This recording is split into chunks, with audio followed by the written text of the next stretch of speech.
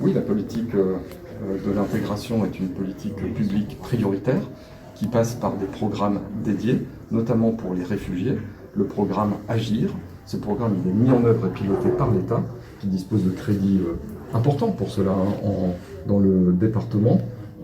C'est 2,5 millions d'euros qui sont dépensés par l'État pour permettre à un opérateur, les diaconesses de Reuilly, d'intervenir auprès des publics qui sont réfugiés sous trois angles, on va dire. Trois angles principaux.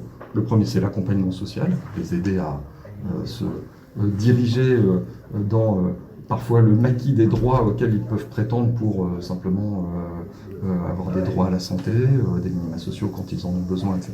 Deuxième étape, le logement. Ça, c'est extrêmement important parce que c'est une fois qu'on est dans un logement, qu'on a une adresse stable, qu'on a fait valoir ses droits, qu'on va pouvoir se diriger vers le monde du travail. Et ça, c'est vraiment l'objectif, autonomiser ces publics pour qu'ils travaillent. Donc, c'est les diaconesses de Reuilly qui, dans le département, accompagnent sur chaque cohorte environ 300 réfugiés pendant plusieurs mois pour les aider à accéder au logement, accéder à l'emploi et accéder à une protection sociale, à faire valoir leurs droits sociaux. En faire des citoyens à part entière. Et actifs, surtout, actifs dans notre société. Et puis, bien évidemment, avant ça, il y a les demandeurs d'asile, qui eux n'ont pas effectivement vocation à travailler, puisqu'ils sont demandeurs d'asile. Il y a 800 places dans le département, c'est 8 millions d'euros que l'État dépense pour les héberger, les accompagner pendant leur parcours de demandeurs d'asile, jusqu'à ce qu'ils obtiennent ou non le droit de rester en France. Vous avez mis en avant l'intégration, l'emploi. Est-ce que l'initiative qui est menée aujourd'hui ici au COSI Hôtel correspond aux objectifs que vous évoquez ? Pleinement, sous plein d'aspects. D'abord pour les réfugiés ou les étrangers primo-arrivants, parce que on s'occupe d'eux, on va les amener vers l'apprentissage de la langue française, avec un programme dédié, et puis on va leur apprendre un métier, mais plus généralement les refamiliariser avec le monde professionnel. Ça demande du temps, c'est une expérience de 4 mois, apprentissage de la langue, apprentissage des gestes professionnels ici dans cet hôtel, COSI Hôtel, et puis à l'issue, c'est 10 personnes, aucun abandon, 9 d'entre eux sont soit en emploi, soit en formation, donc c'est une réussite. Mais cette réussite, elle a un corollaire. C'est que c'est aussi la façon de satisfaire un besoin de l'entreprise elle-même, entreprise qui nous a bien expliqué à quel point depuis la fin du Covid, il était très très compliqué de recruter du personnel de chambre, avec des pertes financières à la clé. Quand on ne peut pas nettoyer les chambres, on ne peut pas les louer, 30 000 euros de perte de chiffre d'affaires sur une année, il fallait réagir. Ils ont réagi avec un engagement très fort.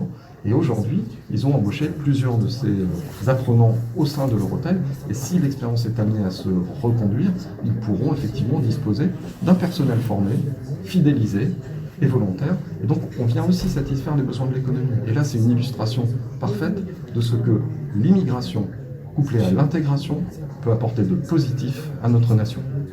Monsieur le préfet, vous êtes très impliqué sur la formation et sur l'emploi, puisque hier soir, vous étiez au trophée, à la remise des trophées de l'artisanat. Donc, les artisans, est-ce qu'ils peuvent également être impliqués dans ces formations-là ? C'est l'exemple, ce qu'on vient de voir, est l'exemple même de ce qu'on peut généraliser demain pour subvenir aux tensions de recrutement que rencontrent les artisans. Les artisans sont des employeurs beaucoup plus petits. Les 3/4 des entreprises artisanales n'ont pas de salariés, ce sont des entreprises individuelles. Mais pour un boulanger qui a besoin d'embaucher un apprenti qui peut être un apprenti mineur non accompagné, mineur étranger non accompagné par exemple, le faire entrer en apprentissage, lui faire apprendre la langue, le faire accéder à une formation, lui donner la possibilité d'être embauché lorsqu'il donne satisfaction, ce qui est régulièrement le cas, c'est exactement la même chose. Ce type d'expérience qui est aujourd'hui menée au COSI Hôtel pourrait parfaitement être décliné dans d'autres univers professionnels qui subissent des tensions de recrutement. Vous avez raison, dans le monde de l'artisanat, il y a ce type de tensions. Alors on ne les résoudra pas qu'avec des populations issues de l'immigration, ces tensions de recrutement. Il ne faut pas non plus généraliser ce qu'on est en train de dire. Aujourd'hui, pour les artisans, comme pour beaucoup de secteurs de la vie économique, l'immigration, lorsqu'elle est couplée à l'intégration, est une chance, mais ça n'est pas le seul levier sur lequel on doit agir. Simplement, il faut qu'aujourd'hui, on oriente les jeunes vers la formation professionnelle, de manière à ce que ces parcours de formation qui amènent les jeunes à réussir leur vie parce qu'ils l'ont choisi soient vécus comme des parcours de réussite et non plus comme des parcours de relégation quand on échoue dans l'enseignement général. On peut réussir sa vie en étant soudeur, en étant ferronnier d'art, on peut réussir sa vie en étant dans la maroquinerie, on peut être heureux, réussir sa vie, gagner sa vie et pas loin de chez sa famille lorsqu'on est couvreur. Voilà. Dans tous ces domaines, il y a des besoins de recrutement. La formation professionnelle est là pour former les talents de demain qui permettront de répondre à ces tensions pour l'ensemble de la population. Merci, monsieur le préfet.